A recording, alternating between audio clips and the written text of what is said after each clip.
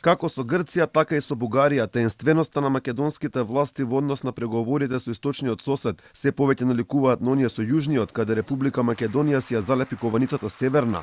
Премиерот Димитар Ковачевски не открива ништо конкретно за прашањата кои будат голем интерес кај граѓаните. Запрашан за преговорите наместо одговор за историските и идентитетски прашања кои се преговараат со источниот сосед, премиерот говореше за работата на другите работни групи. Не постои никакво тајно преговарање, ниту било каков таен договор. Вие знаете дека во односите со Бугарија имаме односи кои што се базираат на искрена комуникација помеѓу двете влади, помеѓу двата премиери.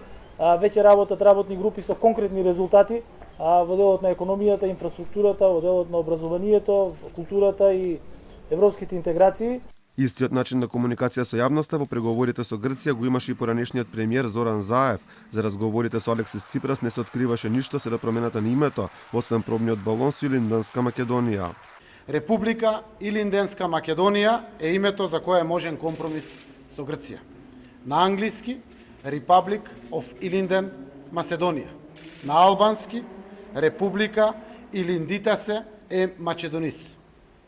Република Илинденска Македонија е име со кое го зајакнуваме темелот на нашата република. Сепак овој предлог со кој се фалеше Заев не беше прифатлив за Грција, па на крајот ја добивме да живее Република Северна Македонија. Единствено што сега слушаме од владата е дека немало се чепне во националните интереси на Македонија и македонците, но се поставува прашањето дали можеме да веруваме ако се знае дека ветувано беше дека нема да се промени името на државата. Додека дишам, додека го дишам овој македонски воздух и додека ме држе памет дека мојот дедо, мојот татко, сите мои предци, јас, мојот син и ќерка сме македонци, родени овде во Македонија. Тоа не може да се случи.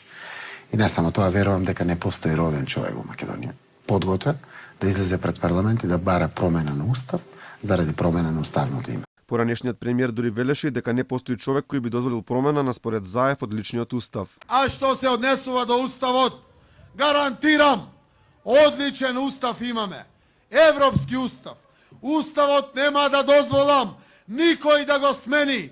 Уставот ќе се почитува. Уставот ќе се спроведува.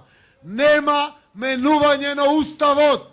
Бидете спокојни. Ветувањата кои беа дадени веќе беа прекршени. Македонија стана северна, променет беше и уставот. Сега покрај молкот има ветување дека нема се чепка во македонскиот идентитет. Постанува да видиме дали сега власта ќе остане на својот даден збор.